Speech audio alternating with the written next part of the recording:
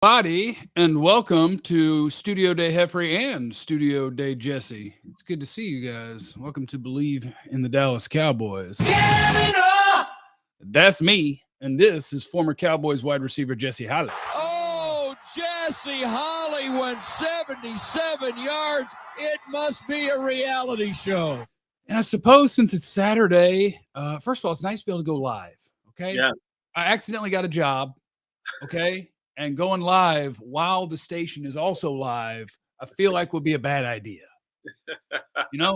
Like I got a job and I told them, hey, I'm going to keep doing my stuff. And they're like, that's cool. And they never told me not to go live during when the station's live, but that just feels dumb. So we've had to record most of these, but now we can actually do this one. Good morning, everybody. Welcome. Good morning, people. Scott, Brent, Steve, Brian. Let's go. Big Phil, what's up? What's good?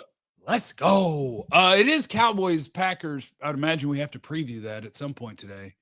But to pretend like that's the actual main headline of the Cowboys right now would be such a lie. So, I'm not going to pretend. Kilgore's in the super chat. Let's go. How we feeling, guys? Question. Chances we sign OBJ. 51%. Yeah. I'm going 51%. That the Cowboys sign Odell Beckham, which is all anybody cares about right now because it's what Jerry Jones is talking about, Stephen Jones is talking about, Micah Parsons, Dak Prescott, Ezekiel Elliott, Michael Gallup, CeeDee Lamb. That's what everybody's talking about is Odell Beckham. I want him. There was two things I wanted in the world for the Cowboys once the season got going, and one was a big, girthy. And they did that with Jonathan Hankins, and I wanted a damn receiver. And now that all the smoke is swirling, the team's going to be sad if they don't get him. I'm going to be sad if they don't get him. Everybody's going to be pissed at Stephen Jones if they don't get him because everybody wants him. Chances the Cowboys land Odell Beckham. Jesse, go. 30%. You're a jerk. San Francisco? I think it's going to be team. I think San Francisco and Buffalo are honestly the front runners. You're I a do. jerk. I think just on the surface of it, I think Hater. Odell loves that West Coast. He loves the West Coast. He loves the weather. He loves the atmosphere. He loves that he can be unapologetically him on the West Coast. He loves the fact that despite him being a superstar personality, that he fits right into, he can go to the local Whole Foods and people won't bombard him because in certain neighborhoods on the West Coast, especially in San Francisco, the area that he'll be living in, there'll be more people in the area that he lives in that makes way more money than he does. And they won't give two craps about Odell Beckham in the HEB because they'll go, oh yeah, you do know I'm in tech, right? And I made a zillion dollars yesterday. I don't know. Most of them are losing a zillion dollars yesterday. Well, don't get it back. They'll get it back. Yes, they will. They'll get it back. The teams I think would have a chance. Yeah, I think Buffalo has a chance. I just hope he doesn't want to be cold. Quick thing to my guy King, how you say King G. Rosh, Jesse. He said, "Yeah, you're not a Cowboy fan, Jesse. It's not like they ever paid you." No, I'm not a Cowboy fan. I'm not. I'll say this: I'm not a Cowboy fan, and I'm not a Tar Heel fan. I am a Cowboy, and I am a Tar Heel. Those are two very different things. So no, I'm not a fan. I am a Cowboy. No, I'm not a Tar Heel fan. Yes, I am a Cowboy. So to answer your question, no, I'm not a Cowboy fan. I'm a Cowboy. I got to tell you, the way you tweet about the Tar Heels versus the Cowboys is very different, Jesse. Damn hater. I get on the Tar Heels too. Oh no. Oh no, I get on the Tar Heels too. I get on their butts. So the teams I'm worried about the most, I think I saw the Vegas odds at one point, and they had the Chiefs as one of them. I don't think there's any chance he goes to the Chiefs just because they're in enough. Like they added Kadarius Toney. They got 3 veterans that start. They got a second-round pick in Sky Moore. They use 2 different running backs they line up out there. They use 2 different tight ends they run out there. Odell won't get to play much in Kansas City. So I'm not worried about that one. I do worry about San Francisco if they keep looking good and he keeps holding off on what he's going to do because I did talk to a person, a human person. Okay. That is Odell interested in Dallas? Mm-hmm. Yeah, his dad's here. His dad's side of the family is here. Yeah, sure, he's interested. Man, don't lose to the Packers this weekend. Ooh, okay. All right. Did you because Odell Beckham cares that you're going to make the postseason and that he views it as I can win the Super Bowl. Okay. I don't know if you saw my show yesterday, but I said this on my show yesterday. I said, I thought to myself, I said, would losing to the Packers push Jerry and Steven to go get Odell Beckham? Because now does Odell say yes? But if you lose to the Packers, now I'm not saying lose. You and I both know we are on very different sides of anything team tank or anything purposefully losing. We are on two totally different sides on that. But if you lose tomorrow, and now everyone's looking around saying we need to do something, because if you lose tomorrow, you fall so far behind the Philadelphia Eagles. Oh, you're not catching them anyway. And on top of that, you're on a crash course at that point in time to potentially running into the Tampa Bay Buccaneers. And I don't care what any one of y'all say in this chat. You do not want to see Tom Brady in a one-game situation scenario in the playoffs. There's two boogeymen who you do not beat in the playoffs. The one that you're playing this Sunday and the one that you potentially will play in the playoffs in Tampa Bay, who Tom Brady, who he has never lost to the Cowboys in his entire illustrious career. You don't want to run into that. I'm not scared of Tom Brady anymore just because he has a whole new face. Like, he looks like Skeletor now. His face is falling off. Tom's in trouble. Stress will do that to you. Stress will do when you have to find out a way how to divide $400 million and who gets the house in Monaco and who gets the yacht and who gets the Bentley and who gets visitation rights. That'll stress the hell out of you a little bit when you got to start breaking things down that you never thought you had to break down before. So I think it's interesting that the idea that, like, if the Cowboys lost, that Jerry and Steven might be like, oh my God, we got to do this now. Because I think that's a valid point, but I also think it changes how it goes when the other dude answers the phone. I think he goes, what? You just lost to Green Bay. Like, y'all are not going to win the Super Bowl. And so it's like, it might push the Cowboys one way, but I think it pushes Odell the other way, where he's like, yes, I am obsessing over a 30-year-old coming off of two torn ACLs, because the Cowboys got a pretty good thing going, where I love that both rookie tight ends can block. And when they're in there, they're running the ball. And that when Dalton Schultz is in there, he's catching the ball. But there ain't a team in football that doesn't have a good 11 personnel, one running back, one tight end, three receivers, that's going to win the Super Bowl. So if you don't have the option of putting three receivers on the field and being good at offense, you're going to be in trouble. So bring me all the Odell. Here's my theory on the whole Odell thing, and maybe I'm reading into certain things too much, but I go back. I got into my journalistic bag when I asked the question to Odell, and he responded about the grass surfaces. But yeah, my thing about this is this: if we harken back to the first time Odell had tore his ACL on the same knee,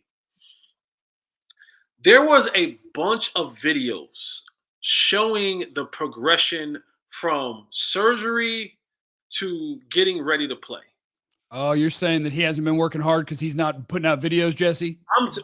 We live in the time of 2022. If it's not on video, it did not happen. You'd be annoyed if he was putting out videos. I'm saying, like, I'll give you an example. Like, and I love Dez, but Dez will go to SMU and he'll put out workout videos at SMU, and people will go insane. And I'll go, that won't work on Sunday, and of course I'll get called a hater, and they're like, oh, you're a hater. I'm just like, no, I know it looks great against the guy, whoever that guy is at SMU on an open field, and whoever's throwing the football. That ain't it. That's a hefty man that's not changing directions well. I'm looking like, hey, guys, and like, oh, come back, son. And so for Odell, I'm like, a dude who's 30 on his second ACL injury in back-to-back years. And one of the reasons why he's trying to, and this is my personal opinion, I could be absolutely totally wrong, but one of the reasons why he is so dead set on getting a multi-year deal, because he understands, I ain't really going to be able to give you much this year anyway. So I'm hoping that someone sees enough in me that I can come into a situation. And this is why teams like Buffalo and San Francisco mean so much, because like with the Rams is, I don't have to come in and be the guy. I don't have to come in and be anywhere remotely close to the guy. In fact, I can fool you so much that I may only be able to play 10 really good reps for you a game.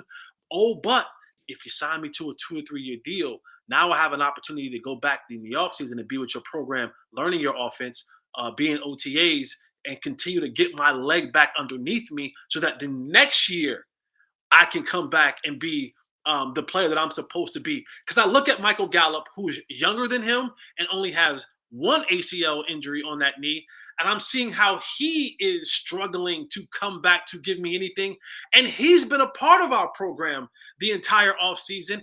He's even gotten back into this thing because I think his happened a month before Odell's. And he's been able to come back.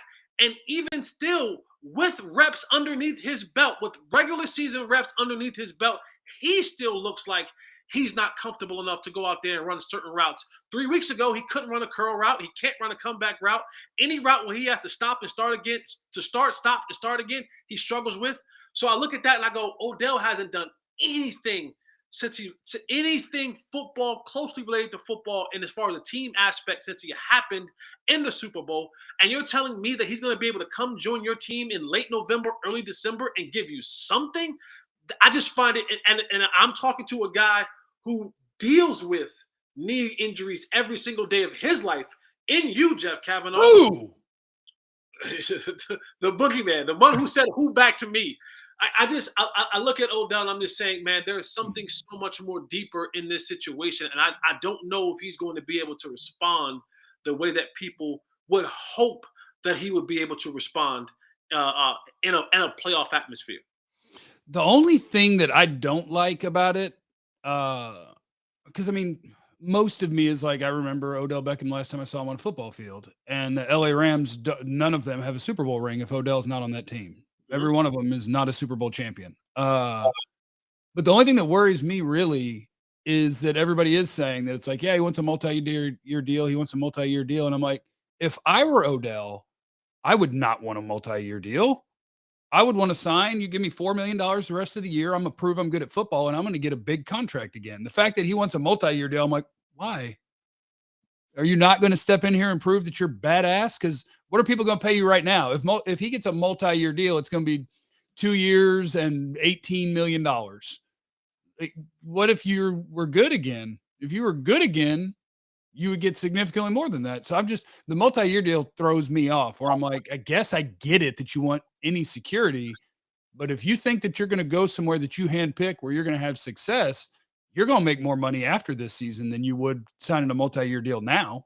Yeah, but I think for him, it's like, let me get these last couple bags, and if I can find a contender and get one more Super Bowl, then I can kerfluffle my way through another season, and then get, because he becomes the offensive Von Miller.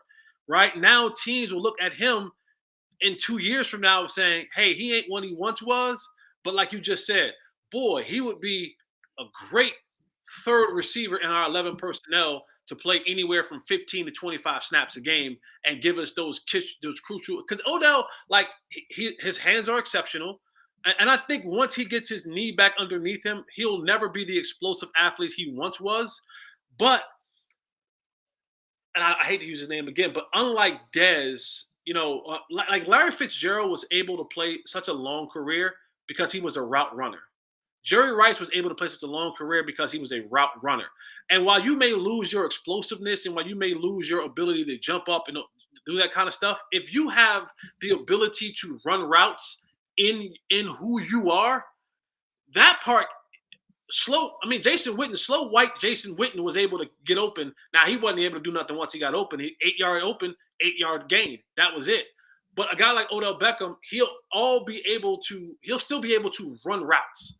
He'll still be able to create some sort of separation in the knowledge and the technique of running routes that'll give him maybe another 2 or 3 years after that to go somewhere else and be like, yo, I need a third piece. All right, cool. Give me $6 million. And go somewhere else and go, hey, y'all need a finishing piece. All right, cool. Give me another $6 million. He's made a bunch of money. This is that last bit of money for those players who will know they're on their way out the door of the league and saying, let me get a couple more bags, maybe another ring or two, so that I'm good on money. And then I'm good on, hey, when it's time for the Hall of Fame selection, that my numbers will hopefully match. But if my numbers don't match, I can say, well, I got 3 Super Bowl rings. Odell Beckham's not a Hall of Famer. Just want to be clear about that. I love Odell Beckham. There is zero chance Odell Beckham goes to the Hall of Fame. Zero. If Odell is a Hall of Famer, Des Bryant's a Hall of Famer, and Des ain't going to the Hall of Fame. Hall of Fame ain't for dudes who had 3 awesome years. Just not. We don't give wide receivers ring credit like we do quarterbacks. Say otherwise. Huh? Terrell Davis would say otherwise. Yeah, I don't know how he pulled it off. Well, maybe a league MVP and a Super Bowl MVP. I don't know. He had 2 or 3 really dominating years and 2 rings. That's it. Is Des Bryant a Hall of Famer? Because Odell and Des have the exact same career. No, because you know why? They got 3 years of 1,314 touchdowns, and then they got a bunch of 700s. Didn't win a ring. Odell ain't going to the Hall of Fame. I love Odell. Why are you turning me into a hater? I'm not saying he's going to the Hall of Fame. I'm saying that those things that you try to just put on your resume at the end of the day. So, and it may not be in the first 5-10 years. It may be one of those Drew Pearson type things. It'll maybe one of those at the end of the career, like you cry enough, you whine enough, they'll eventually go, all right, we're going to put him in. All right. Well, we're going to add Odell Beckham, 51%. It's going to happen. If they don't, part of me is wanting them to do it and hoping that this happens just because of how disappointing it's going to be to so many people if he doesn't, because this has never happened before. Like there's been free agents that guys on the team might want, but I can never remember where the owner/GM, his son, every good player on the team, like everyone is campaigning. There's actually pressure on the Cowboys to get him signed. Because any other time, I've never seen anything like this where every player in the locker room every day is being asked about Odell, and every one of them is like, hell yeah. Hell yeah. If they don't do it, Cowboy fans are going to be pissed. Let me ask you this question. If they do sign Odell, what would be success to you in that signing? Like what would he have to do to be like, you know what? It's a damn good signing. So it would have literally nothing to do with stats. It would be that by the time the postseason starts, he's my second best receiver. That's what I'm looking for. Because to your point, like Michael Gallup is a slant and go runner. Odell Beckham, if he has both knees, is you're playing man? I could throw to Odell on every play, on any route, and you can't just worry about CeeDee Lamb. Right now, you got Noah Brown out there, and Noah Brown, with all due respect, is like Michael Gallup, except not as good. Like you're just going to run whatever route is called and hope that their zone coverage is busted or whatever, or I can put the ball in the right spot. If Odell Beckham is, by the time the postseason gets here, able to be a dude that beats man coverage and runs routes, you did what I wanted. Wow. Second best receiver on a team for a dude. Who's the second best receiver on the team, Jesse? No, I get what you're saying, but like Thanksgiving is like next week. It's like 2 weeks from now. Yeah. And like by the time you sign him, if it's the report is saying he's going to sign late November, early December, you're talking about having 4 games left, maybe in the regular season. Hell yeah, you got 4 to get ready to be what I need you to be. I'm here to win the Super Bowl. I'm not here to win. I'm not here to beat the Packers. All right. Well, I mean, and I guess this is a transition point to.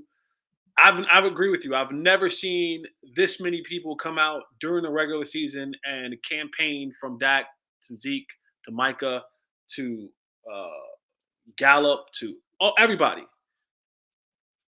But we've yet to talk to any of these guys really and get statements about the actual upcoming game that they have to play in today. Yeah, well, okay. So this is going to be where Jesse pops in and goes, hey, they're going to lose this game because none of them are even thinking about this game. But it seems as if coming off a bye week and they've been bombarded with questions consistently about Odell Beckham. And now I'm not saying that they're not focused because you got to go out there and practice and lock in. But this has the feeling of a perfect storm of coming off a bye week, a little bit lackadaisical, focus not quite there because everyone's talking about this Odell Beckham thing and maybe taking this opponent a little bit lightly because of their 3-5 record. They lost 5 games in a row. The team doesn't look very good. Maybe I'm old crusty. Aaron Rodgers is still Aaron Rodgers to me. And Aaron Rodgers still has the ability, like Steph Curry, to get hot and just shoot you out of a game. And yeah, I mean, he doesn't have any receivers to make it possible. But I mean, a big part of me is with you. My experience of Aaron Rodgers is the Cowboys playing Aaron Rodgers, and the Packers have beaten the Cowboys, 7 out of the last 8. And like, I see Aaron Rodgers, and yeah, I know that dude is a Hall of Famer that ain't dead yet. Like, he's still going to be real good, but his receivers suck. His offensive line is iffy. Like, the team is really bad. Mhm. They're really bad. And yet, I got a big part of me that's like you, where I'm like, no, I've seen this dude before. Screw that. Like, he just got embarrassed by the Detroit Lions. If they're ever going to have a game, they're about to have that game. And it's Right. going to be, and suddenly Alan Lazard goes for $140 and 2 touchdowns. And you're like, oh, crap. What just happened?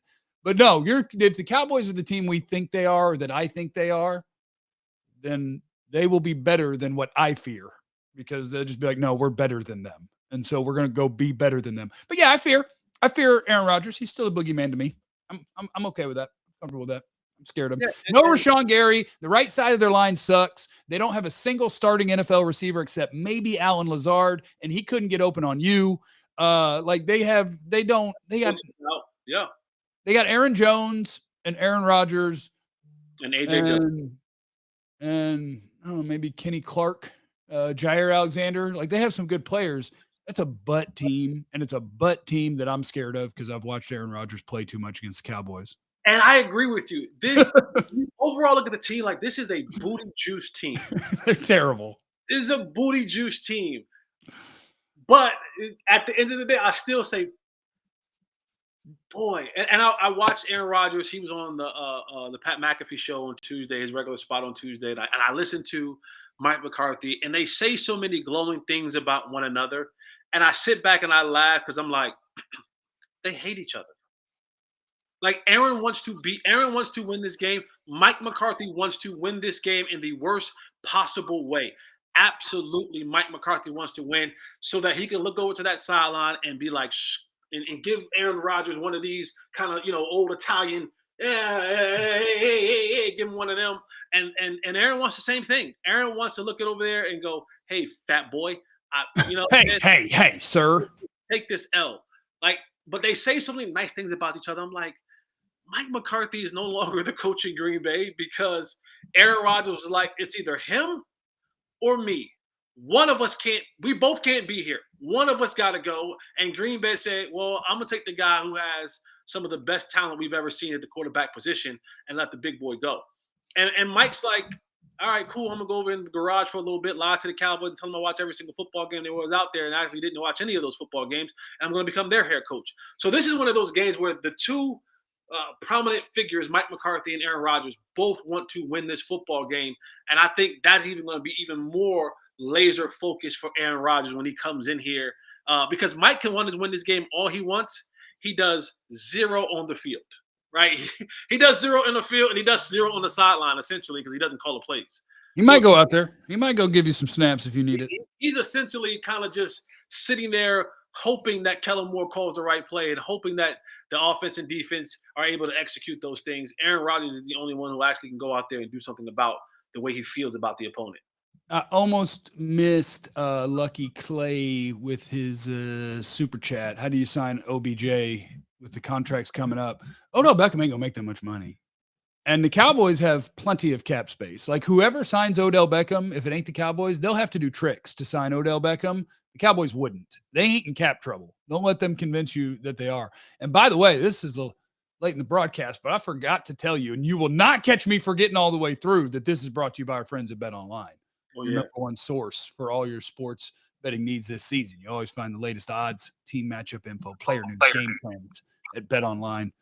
Bet on the Cowboys against the Packers. Do it for me out of blind confidence because I'm scared of Aaron Rodgers, but you guys are all smarter than me because you know that the Packers suck. And so you should just bet on the Cowboys or whatever sport you love. Use the promo code BELIEVE, BLEAV, and you will receive your rewards of a 50% welcome bonus with that first deposit. It's BetOnline where the game starts. I agree with Wesley. Put some respect on McCarthy's name, Jesse. All Man's right. going to get Coach of the Year votes. He's not even got. He hasn't in the top 5 Coach of the Year votes, but whatever. He's in the top. Hold on, let me think. He's in the top 5. Philly, Minnesota, New York. They suck. They may suck on paper, but Brian Daboll taking a franchise that was putrid and turned them into a 6-2 football team. They suck. They're gonna. I wish there was a way to get them in the first round. That'd be the easiest playoff game in the history of sports because they are gonna make the playoffs. New York's gonna make the playoffs, but they're gonna get run out of the playoffs by 30 points by somebody. David said, "Love your content, Jeff and Jesse. Do y'all think this might be a trap game? Thanks. I hope not. It's hard to have a. I guess you can't speak for every player, but I'm thinking like Dak on offense, Parsons on defense. Like I don't know. I don't think you're really going to run into that. And they've played Aaron Rodgers before. Like Dak remembers this son of a bitch. Like, you're not going to run up in here and be like, haha, the Packers suck. Dak's going to be like, no, that asshole is amazing. Go get him. Break him. I don't want to play him. Not a trap game. If you lose, it's not going to be because the players weren't interested. It's going to be because Aaron Rodgers went into freak mode and your DB's effed up. That's how I think Diggs will be fine. Like Diggs is fine, but teams have picked on Anthony Brown. Like that's not a secret. Like it's not a secret that teams pick on Anthony Brown. And they kind of got big receivers. None of them can get open, but they're kind of big, and Anthony Brown's kind of small. And you're talking about the guy who invented the back shoulder fade. Invented the back shoulder fade. So, and he runs it anywhere on the field. Yeah, well, here's the bad news about that. I don't even know the name of whoever he's going to throw it to if it ain't Alan Lazard. Christian Watson, I guess, is healthy, but he's done nothing. And the other receiver is he's hurt. He's not playing. Who? What was the other receiver name? I forgot his name. There was Romeo Dobbs. I think he might be out. There might be a dude named Toure. Like, he is not playing with NFL. They haven't called you? Who? Green Bay. They better all call Odell. Odell ain't going there because they ain't making the playoffs. I got two good D's and I can't go out there and do it. They ain't making the playoffs. All right, Jesse, I'm happy. I'm happy with the broadcast today and want to go buy groceries. You good? Hey, yeah, I think that's. I mean, yeah. What's your prediction? 30-20 Cowboys. Okay. I think. What did I say yesterday? I said 28-17 Cowboys. Yeah, same thing. Same thing. See that, everybody? Go ahead and put your money down. Get on Bet Online. We just think in our heart, like we believe the Cowboys should win, could win, but there's also that little bit of, and maybe we should eliminate that contingency in our thought process. But there is that. No, I will not eliminate that Aaron Rodgers. I fear Aaron Rodgers. The end. I don't give a damn how much he sucks. But, hey, busted ass Tom Brady and his awful football team beat us. Wow. I fear Aaron Rodgers. Yeah, I agree with you. Especially now that he's on all the mushrooms. He's really cleared his head sometimes, except for the times when he gets really pissed and is a terrible leader. But sometimes he seems like he's really got it together, except for the times when he doesn't. All right, that's Believe in the Dallas Cowboys. He's Jesse Holley. I'm Jeff Cavanaugh. Remember, you have no idea what anybody's going through, so be cool to everyone. We love you. Be easy. Eliminate the contingencies, except for Aaron Rodgers.